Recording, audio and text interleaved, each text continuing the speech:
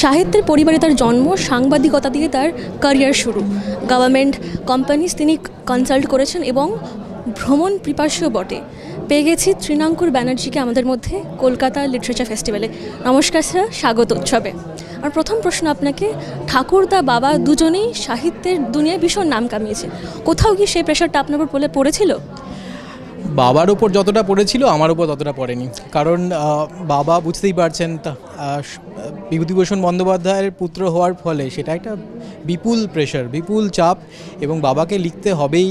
আমাদের ক্ষেত্রে কি হয় বলুন তো, বাবার নাম যে এখন দেখছেন বিপুল, এই তাড়নাতান্ত্রিকের বিশেষ করে যে আজকে যে বিষয় আমাদের আলোচনার, তো সেই পরিপ্রেক্ষিতে যে নাম সেটা খানিকটা ধীরে ধীরে হয়েছে, কিন্তু বাবাকে সবসময় বিভূতিভূষণের ছত্রছায়ায় থাকতে হয়েছে, বিভূতিভূষণের ছায়ায় থেকে বড় হতে হয়েছে। সেটার যে বিপুল যে চাপ, বিপুল প্রেশার যেটা আপনি বলছেন, সেটা আমরা ছোটোবেলা থেকে দেখেছি।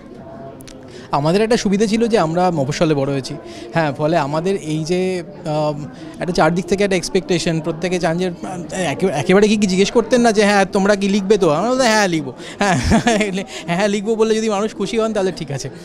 তো তারপরে যেটা হয়েছে যে তারপরে আমি কলকাতা থেকে সুদীর্ঘ 19 বছর বাইরে, ফলে সেখানে মানুষজন, ঠিক আমি যেহেতু দিল্লিতে থাকি 19 বছর হয়ে গেছে, সেখানে মানুষজন বিভূতিভূষণ বললে বোঝেন না, অনেক বোঝাতে হয়। আমার নামটাও উচ্চারণ করতে পারেন না, অর্ধেক সময় বলেন তৃণাঙ্কুর, আছে ঠিক আছে দরকার নেই, অঙ্কুর বলি, হ্যাঁ হ্যাঁ ঠিক আছে যা ইচ্ছে। আর বাবার লেখাও তারা অতটা পরিচিত নন বাবার এইসব, তো তার ফলে বলতে পারেন যে চাপটা আমাদের দিক থেকে অতটা নয়। বাবার ভীষণ চাপ ছিল, কারণ স্বাভাবিকভাবে বুঝতেই পারছেন বিভূতিভূষণ বন্দ্যোপাধ্যায় তখন একেবারে প্রথম 10 জন, যে কোনো হিসেবেই প্রথম 10 জন লেখকের মধ্যে একজন। আমার দ্বিতীয় প্রশ্ন, সাংবাদিকতাতে শুরু ক্যারিয়ার, তারপর এখন এনজিও সোশ্যাল ওয়ার্কার হিসেবে, এতটা ড্রাস্টিক একটা চেঞ্জ। হ্যাঁ, সাংবাদিকতা থেকে যদিও শুরু আমার, তারপরে আমি সোশ্যাল ওয়ার্কার ঠিক বলবো না, আমার কাজটি মূলত ডিজাইনার হিসেবে এবং কমিউনিকেশনে। তো আমার প্রথমে যদিও লেখালেখি কাজ ছিল, আমার পেশা তারপরে বদলে যায়, আমি নিজেই পরিবর্তন করে নিই, এবং তারপরে আমার ইন্টারেস্ট ছিল ভিজুয়াল আর্টসে, তো সেখানে আমি ধীরে ধীরে শিফট করে যাই। তো তার ফলে একদিক থেকে বলতে পারেন যে একটা পরিবর্তন তো এসছে কাজের দিক থেকে, এবং সেখানে যে সোশ্যাল ওয়ার্কের একটা দিক রয়েছে, একেবারে বলবো না যে নেই, কারণ সোশ্যাল ওয়ার্কের সংক্রান্ত কাজই আমি করে থাকি। তো মজার, সেটা তো এনজয় করি, সেটা খুবই ইন্টারেস্টিং কাজ। কাজের মধ্যে অনেক সময় সাধারণ মানুষের সঙ্গে, যেরকম একদম গ্রামের মধ্যে গিয়ে কাজ করতে হয়, মাঠের মধ্যে সত্যি মাঠে নেমে কাজ করতে হয়, এরকম অনেকবার হয়েছে, মাঠে কাদায় গেঁথে গেছি, নানারকম হয়েছে, সেই গল্পে গিয়ে লাভ নেই, ভালোই লাগে। ঠিক আছে, সাহিত্য কতটা সাহায্য করেছে? সাহিত্য সাহায্য করেছে ভীষণভাবে। একটা জিনিস এখন আপনারা নিশ্চয়ই খেয়াল করছেন, এবং আপনারা তো কন্টেন্টের দুনিয়াতেই কাজ করেন, তো কন্টেন্ট এবং লেখালেখির যে এখন যে হঠাৎ করে চাহিদা যেভাবে বেড়েছে, চিরকালই ছিল কিন্তু বইয়ের মাধ্যমে ছিল, এখন আপনারা যখন একদম প্রতি মুহূর্তে আপনারা পরিসংখ্যান পান যে আজকে কতটা লাইক পড়লো, কতটা হিট পড়লো, যখন দেখবেন যে ভালো গল্প পরে আপনার বাজারে এসে একটা কোনো সেটাই হিট হয়।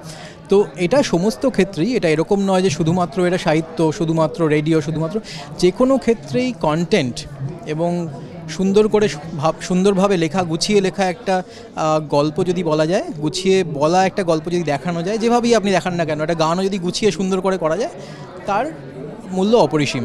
ফলে এটা বলতে পারেন যে সাহিত্যর যে ইমারত সাহিত্যের উপর তৈরি হয়, তার থেকে বড় কিছু, তার থেকে কাজের কিছু হতে পারে না, যে কোনো কাজেই।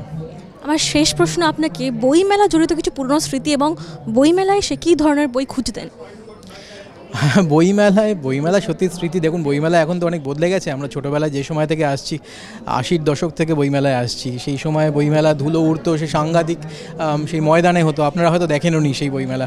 তো ময়দানে বইমেলা হতো, সেখানে গিয়ে আমার সবসময়ই খুঁজতাম আমি কমিক্স, এবং একদম আগের যদি দেখেন তো কমিক্স, এবং তারপর থেকে যতদিন পর্যন্ত এসেছি গল্পের বই, খুব যে তখন সিরিয়াস বই পড়তাম তা নয়, সবসময় গল্পের বই, ভূতের গল্পও ভালো লাগতো, অ্যাডভেঞ্চার ধর্মী গল্প ভালো লাগতো, টিনটিন অ্যাস্টেরিক্স ভীষণভাবে, তো একটু গিয়ে তো, তবে এরকম কিছু নেই যে খুব নির্দিষ্ট কিছু জিনিসই খুঁজছি, খুঁজতে খুঁজতে হয়তো পুরনো বইয়ের কোনো দোকানে ঢুকে গেলাম, তো যেটা এখনও সেই ফ্লেভারই রয়েছে। আপনি এখনও দেখবেন যে মানুষজন যেভাবে খুঁজে বেড়াচ্ছেন, এখন হয়তো কোনো কোনো বিশেষ বিশেষ জায়গায় বেশি মানুষের আকর্ষণ তন্ত্রের ব্যাপারে বলতে পারেন। এবারে ঘুরে দেখলাম যে মোটামুটি পুরো বইমেলার অর্ধেকই তন্ত্র হয়ে গেছে।